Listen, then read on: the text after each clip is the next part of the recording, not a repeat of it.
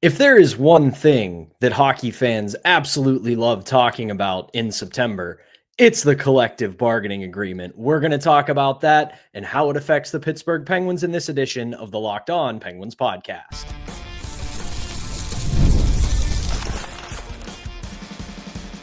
You're Locked On Penguins, your daily podcast on the Pittsburgh Penguins, part of the Locked On Podcast Network, your team every day. Welcome into another edition of the Locked On Penguins podcast. I'm one of your hosts, Patrick Damp. You can follow me across all social media platforms at synonym for wet, joined as always by the one and only Hunter Hodes. You can follow him on Twitter at Hunter Hodes. You can give our show's Twitter account a follow at LO_Penguins. You can also find us on Instagram at LockedOn_Penguins. And of course, we appreciate you making us part of your daily routine. Don't forget, we're free and available wherever you get your podcasts, as well as YouTube. And if you're following us on YouTube, be sure to hit that notification button. That way you can be among the first to know when we drop our daily Monday through Friday episodes. Before we get started, today's episode is brought to you by FanDuel. Download the FanDuel app now by visiting FanDuel.com, and you can win $300 in bonus bets if your first $5 bet wins. Hunter, we got a lot of news over the last 24 hours or so about the upcoming season. All of it is regarding the collective bargaining agreement. As we know, the NHL and the NHLPA earlier this summer agreed to a CBA that will go into full effect next season, not this upcoming season. So 26-27, this will be fully in place. However, some of it is actually going to go into effect this coming season, the 25-26 season. And while a large portion of it will likely not affect anything that the Pittsburgh Penguins are doing right now at this moment, there are two big parts of it. One is still being hammered out. The other is officially in place as we head toward the 25-26 season. But let's start with the part that is still being hammered out. Right now, they are working towards an agreement with the CHL, the Canadian Hockey League, the major junior leagues up in Canada, a couple teams in the United States as well, on allowing certain players at 19 to play in the American Hockey League. You can see everybody's ears perking up right now in Pittsburgh because one name is coming to mind: Harrison Brunicke.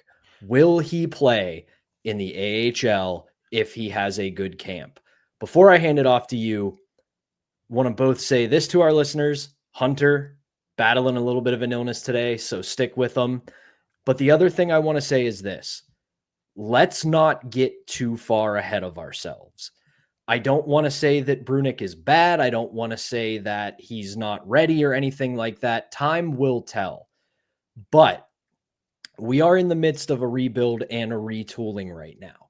And one of the worst things you can do in that moment is to rush young players, especially because we know the Penguins are not anywhere near Stanley Cup contention right now. So needing those immediate reinforcements, needing to get those guys ahead of schedule is not on their checklist. Now, if Brunicke shows up like he did last year at training camp in the preseason and really impresses, then it's probably time to have the conversation about should Harrison Brunicke return to junior, should he go to the AHL, or should he be on the main roster?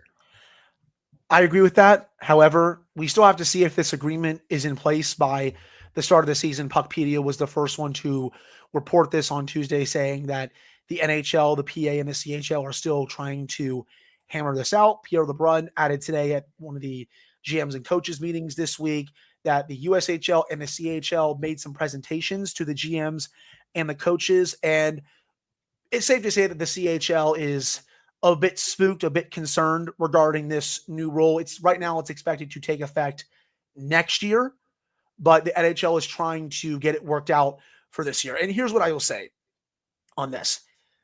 I get the CHL is a little bit scared. You got players going to the NCAA. If this goes past one player per NHL team that is 19 years old, will be able to play in the AHL. They won't just have to go back to junior rather than playing in the NHL team. They can continue their development in the AHL, which, especially in the case of Harrison Brunicke, that is the best case for him right now. He's not going to learn anything going back to the Kamloops Blazers. Could they trade him during the season? Oh, absolutely. I think the Blazers could get a pretty good haul for him. But at least for most of this upcoming season, he's not going to learn anything there. And I kind of get a little concerned because I don't want him to develop some bad habits playing another year on that really bad team. I'm really hoping that the CHL can kind of stop being babies about this and come to an agreement with the NHL before the start of the season. I will also say this. It is ridiculous that the NHL took this long to start negotiating with the CHL. You know when this should have started, Pat? Maybe after the season in June. Why are you doing this right now in September? Camp is about to start in a couple of weeks. Why are you all of a sudden starting this right now? Sure, better late than never, but you should have been doing this in June, maybe July, hell, even before that. That's what I want to say about that. But I would obviously love it if Brunicke got to play in the AHL this year, but we just have to see if all sides can come to an agreement. Otherwise, it's probably back to junior for him unless he gets the 9-game trial. But if this does get in place, you can put Brunicke in the AHL this year, and then next year, Pat, you can put Ben Kindle in the AHL. Which would be huge. And I agree with that point that it took them way too long to get to this point for this agreement or a proposal even. I shouldn't even say agreement because they're still hammering it out. But you brought up a good point about it that I kind of missed out on. It's not all 19-year-olds. It's not like every team that has a 19-year-old draft pick and prospect that they are excited about can suddenly get pulled away from the CHL or the USHL in play in the AHL. It's one. Every team would get one. And in reality, for most teams and most prospect pools, there usually is one player who you look at their development and you look at their skill set and you think, just like you were saying with Brunicke, they're not going to learn anything more from being in the CHL or the USHL. They've done enough there that realistically it could be a deterrent on their development, because we've kind of talked about this with Brunicke last season when he got his audition at the AHL level after his junior season ended. You could see early in his game, he had some bad habits to work out of because he was a massive fish in a small pond in juniors. And whether it's intentional or not, when you're that kind of player at that level and you're so much better than your competition and your cohorts, you're going to cut some corners. You're going to do some things that at the next level, it's not going to work for you there. It's not going to work for you in the American Hockey League. It's not going to work for you in the NHL. And if you give them another year, now granted, most teams and development staffs will tell them, hey, you need to knock this off. You need to start playing this way to make it to the next level. But it's just human nature. If you know that you can pick the puck up behind your own net, go coast to coast and walk through 5 guys, you're probably going to do it. But then you get to the American League and those guys are a little bit bigger. They're a little bit faster. They're better. And you don't want to hamper development by keeping them down in the junior level for that long. Right. I agree with you on that, which is why I'm hopeful that they can somehow come to an agreement. But after Pierre LeBrun's update today, it's going to take some convincing for the CHL just because they're a bit spooked, a bit scared. They're kind of crying about it a little bit. But hey, maybe something changes over the next month or so here. I just don't like that they can kind of hold players hostage like this, where it's kind of screwing their development over a little bit. This player is 19 years old, especially in the case of Harrison Brunicke. He is at least ready for AHL minutes. And, Wilkes-Barre head coach Kirk McDonald was talking about this during development camp last month when, my coworker Kelsey Cermax was there. She asked about Brunicke, and he even said, yeah, he had a couple welcome to the pros moments, but he adjusted very quickly, and he could tell how talented Brunicke was. Even though it was a very small sample, you should see his face. He was like, oh yeah, the way that he was playing after a couple of rough moments, he could very much see the skill was evident there. So I'd love to see him get a full season with him if he doesn't make the team out of camp. But TBD, do you want to talk about the playoff salary cap now and why we might not get as many trades at the deadline? Yeah, we will do that when we get back. Let's put a button on this final segment. So we'll see what happens with this. We'd like to see it happen. We hope they get this figured out because it really is probably best for business when it comes to these young players as well as the big clubs. So we'll keep an eye on that and bring you any updates that might come from it. But that'll do it for this opening segment. Like Hunter said, when we get back, we got to talk about some salary cap changes that will be in effect once this season gets going. We'll get into that right after this. Before we do that, though, we've got to tell you about today's first sponsor, and that is Monarch Money. Most people can't even name all of their financial accounts or what they're even worth, whether it's 401ks, properties, investments, and everything in between. And that, when you don't have the full picture, you can end up leaving money on the table. That is why there is Monarch Money. It's an all-in-one personal finance tool that brings your entire financial life together in one clean, easy-to-use interface on your laptop or your phone. Monarch is built for people with busy lives. If you've put off organizing your finances, Monarch is for you. Monarch, it does all the heavy lifting for you. You can link all of your accounts in minutes, see clear data visuals, get smart categorization of your spending, and finally feel in control of your money without ever having to touch one of those dreaded spreadsheets. I'm a big fan of Monarch Money. It has kept me out of those spreadsheets. I don't have to go back and forth between Excel, my banking app, my credit card apps, my savings account. It's all right there. It does, like they said, the heavy lifting for me. And if you know me, not a math guy. So does a lot of work for me when it comes to that. Big fan of Monarch Money. So don't let your financial opportunities slip through the cracks. Use code LOCKEDONNHL at monarchmoney.com in your browser for half off your first year. That's 50% off your first year at monarchmoney.com with the code LOCKEDONNHL. We're back here on the Wednesday edition of Locked On Penguins.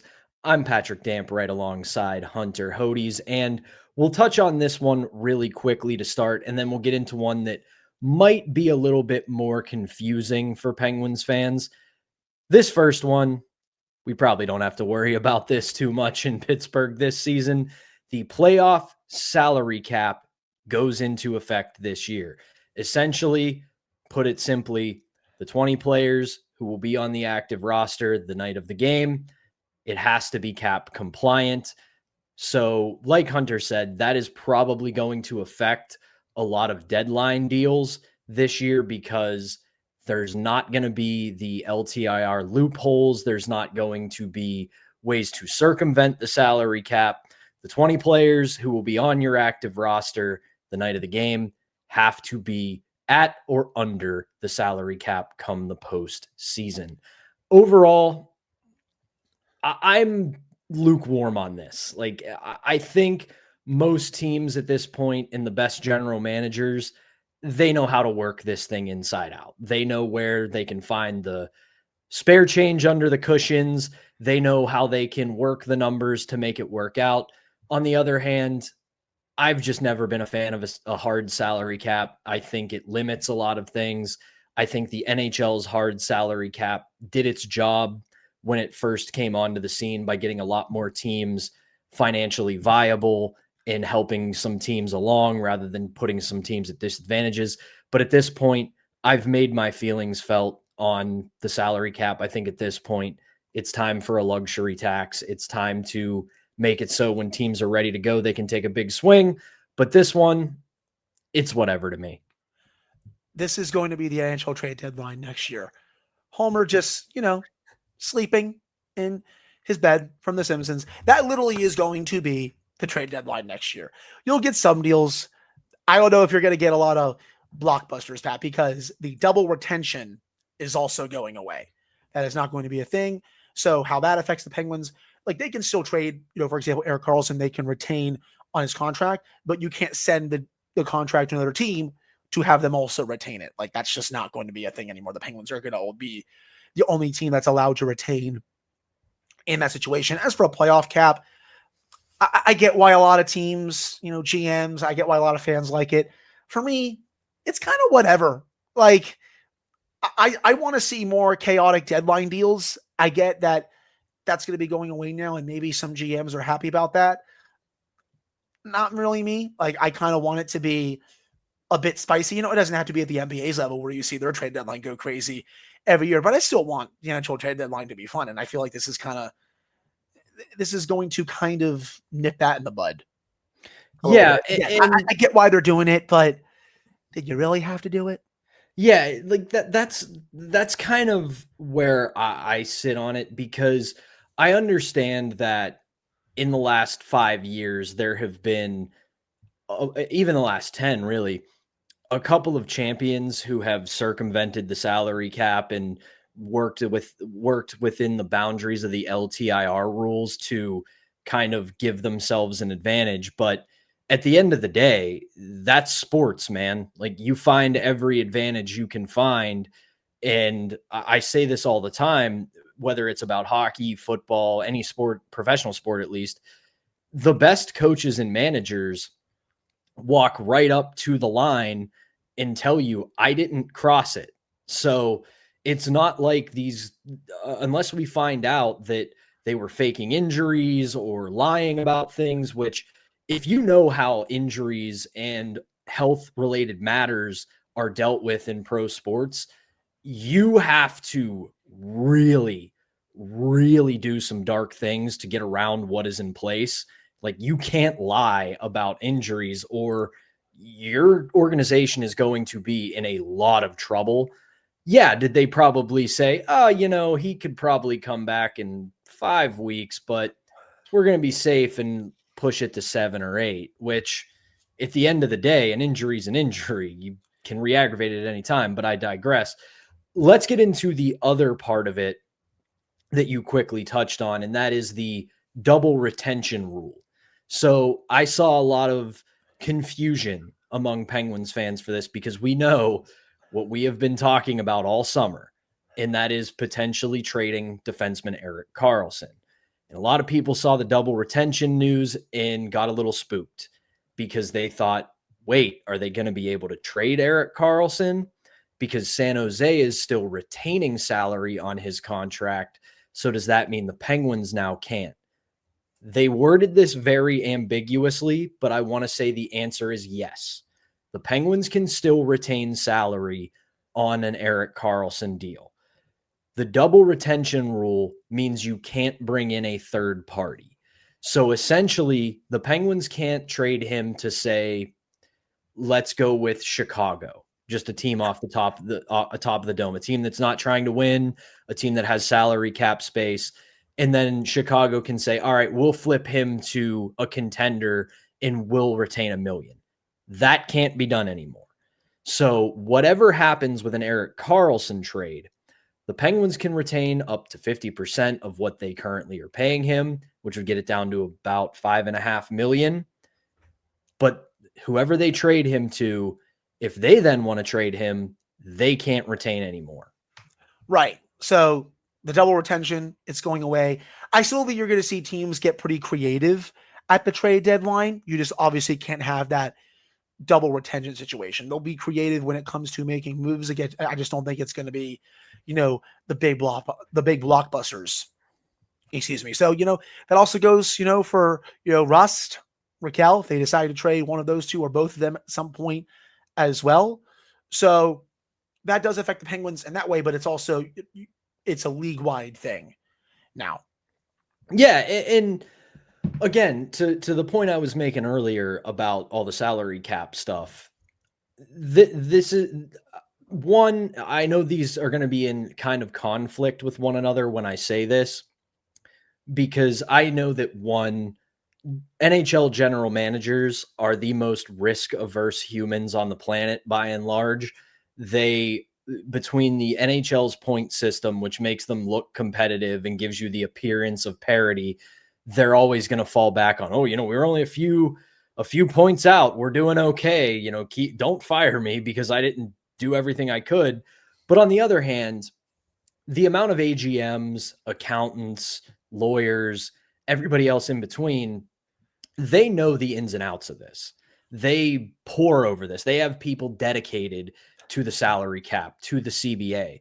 So they're going to find every loophole. They're going to find every backdoor way they can to make some of this work out, because as I was talking about, it's a triple hard cap salary cap league. So at this point, they have to be able to do that because their hands are so tied by, you can't go over this number.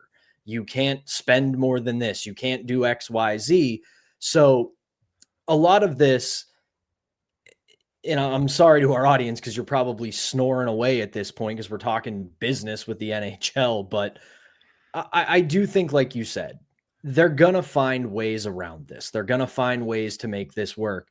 And realistically, it's probably going to be kind of what we've seen, just with more steps. Rather than these big 3-team trades, we're going to see Team A and Team B make a trade.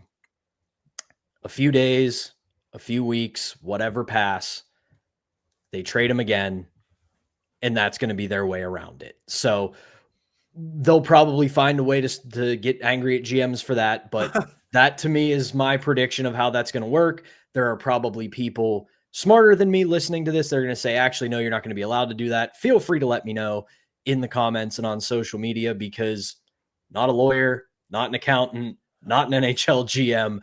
I don't know all the ins and outs of this, but that is my interpretation of it. We are going to end the segment here, though, and when we come back, we got one more thing to touch on for the CBA rolling agreement that will go into effect this season. Hallelujah. We're getting an earlier start to the season. We will talk about that and a few other thoughts about the CBA when we come back right after this. But before we do that, we got to tell you about today's final sponsor, and that is FanDuel. The NFL season is just one day away when the Birds and the Cowboys kick off the NFL season on Thursday night, and FanDuel is making sure you're ready for kickoff with a can't-miss offer. Right now, new customers can bet just $5, and if that bet wins, they can get $300 in bonus bets to use across the app. FanDuel, it makes every game more exciting, whether you're watching your hometown team or just keeping an eye on your fantasy lineup. It's quick, easy, and the best way to add a little bit more energy to those NFL Sundays. So if you're ready to play, download the FanDuel app now by visiting FanDuel.com to get started. That's FanDuel.com to place your first $5 bet. Wrapping up the Wednesday edition of the Locked On Penguins podcast, I'm Patrick Damp, right alongside Hunter Hodes. And, can you feel it? We're not going to be waiting until the first or second week of October, and we're not going to be watching hockey into nearly July.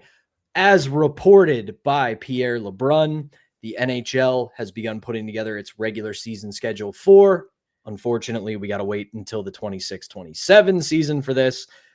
This season will begin in late September, and the Stanley Cup will be awarded in mid-June, and the preseason will officially be shortened, and the regular season will be 84 games. I will say this. Initially, I was a little annoyed at 84 games just because 82 is already so much hockey, but they are doing this the right way. Rather than continuing to have these absurdly long preseasons where some teams are playing upwards of 7 or 8 games, they're taking some preseason games away and adding meaningful games. If that's the way they want to structure it, I'm totally cool with adding regular season games so long as you're taking away preseason, because we know even the teams that are not Stanley Cup contenders, are rebuilding, and do want to take extra looks at young guys.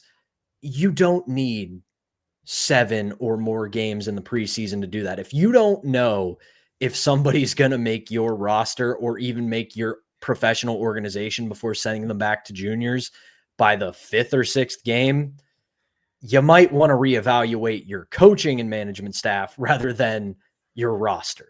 Well, that, Pat, and also, like, even during the NFL preseason this past year, we got to the 3rd game. I'm like, all right, I'm done. I could watch maybe one preseason game, two, if that. I don't even want three anymore. Let's just shorten it down to two. I'm just so over the preseason in general. So that is a good change. But they are making this change for the regular season, 84 games, so that you can get the other divisional teams 4 times. You mostly play right now your divisional teams 4 times outside of a couple where it's 3 meetings. Well, I think with this, that's going to be going away, and you're going to be playing all your divisional teams 4 times. For me, though, is that really enough to extend the schedule? My opinion, no. The season's already long enough anyway. The good part about this, though, is that it will be starting in late September. That is very good. I don't care that the NFL and college football are in full swing. You can start it in late September, and you could award the Stanley Cup earlier. Hell, before this year, we were looking at the Stanley Cup almost being awarded in July. Like, I don't need that, man. I don't need this going into late June. This year, we were into the second half of June. For this, for all the upcoming seasons, I want it to be in the first half of June. Hell, let's do the first week of June. I've seen some people say Memorial Day weekend. I'd be fine with that too. Honestly, it gives more time for, maybe more moves to happen, more teams to scout before the NHL draft and all that, because this past year, the Cup was awarded and it was right to the draft, right to free agency. It was a little too quick, in my opinion. So I'm glad they're bumping this up. I'm glad that they're bumping the Stanley Cup final up, but how about we keep bumping it up even more in future seasons? The other thing I will add about that is even 10 years ago, I get it. I get it to an extent. The NFL is king. You are never knocking the NFL off its perch. Hell, they are so far ahead of every league in North America, and it's not particularly close. Just look at what's happening this week. They are going to have a game on YouTube on Friday. That's it. Like, they're going to a free platform that everybody has access to if you've got the internet, because they know they can get away with it. But on the other side of that, it's not 10, 15 years ago where everybody has, or mostly everybody has, linear cable. And you don't have a bunch of different devices. You don't have a bunch of different streaming services. Rest in peace, Stream East, by the way. That is going today. Rest in peace, Stream East. We would never do something like that. I would never ever illegally watch games. No, would never do that. But anyway, the point being is, when you were competing on linear cable for ratings and advertising revenue, going up against the NFL was a legitimate challenge because you were never going to beat them. The only time the NHL ever did something like that was when they still had novelty, when they had the guts to put the Winter Classic on January 1st and go up against college football. But even that was pre-college football playoff. And it was also a novelty where people went, I've seen this bowl game for decades already. I want to see what this outdoor hockey game is all about. Now you've got a bunch of different streaming services. I'm sitting here recording this show right now. I've got 2 screens in front of me. I go into my living room. I've got a laptop. I've got an iPad. I've got a TV. You're able to compete with the quote unquote compete with these other sports because everybody is using multiple screens. So yes, you want to make sure your marquee moments have their own days. The Stanley Cup final, the NHL draft, your winter classics, your big matchups. But in all reality now, you have so many different options to tune in, and so many people have multiple screens, whether it's phones, laptops, tablets, TVs, gaming consoles, you name it. You're going to be able to say, hey, yeah, you can watch the Steelers whoever game on Sunday, but as it's wrapping up, pull out your laptop, pull up ESPN Plus, and you can watch the Penguins game while you've got the Steelers game on your TV. And again, you don't have to beat them every single time, but when your big marquee events are happening, that's when you want to do, you don't want to counter program, but the rest of the season, go for it. Start early. Yeah, it's going to suck going against college football and in the NFL, but you know you can make this work because there's so many platforms now. I think you just have to pick your battles. That's really it. Like, you don't want to go up against any of the college football games. I think you also go up against NFL playoff games. Sunday night football, for example, you're just going to get clobbered at the end of the day. Like, yeah, absolutely. They have to pick their battles right. They have to strategize how they want to do it. And we know that at this point, Yeah, the Stanley Cup final and the NBA final are going to go head to head, but those two leagues actually do a pretty good job against each other by saying, all right, if game 1 NBA finals is Monday night, Stanley Cup final game 1 is Tuesday night. Game 2 is Tuesday night, game 2 is Wednesday night. They're good at alternating. So I like this earlier start. I like the less preseason games. And you know what? For once in your existence, NHL, let's take some risks. Let's try and let's evolve. But that is going to do it for our Wednesday edition of the Locked On Penguins podcast. Remember, this is our last week of 3-a-days, so we will be off tomorrow and we will be back with a new episode for you on Friday. We're going to pull out some Fan Take Fridays for you and any news that happens between now and then. But for now, for Hunter Hodes, I am Patrick Damp. Thank you as always for tuning in. We'll be back on Friday.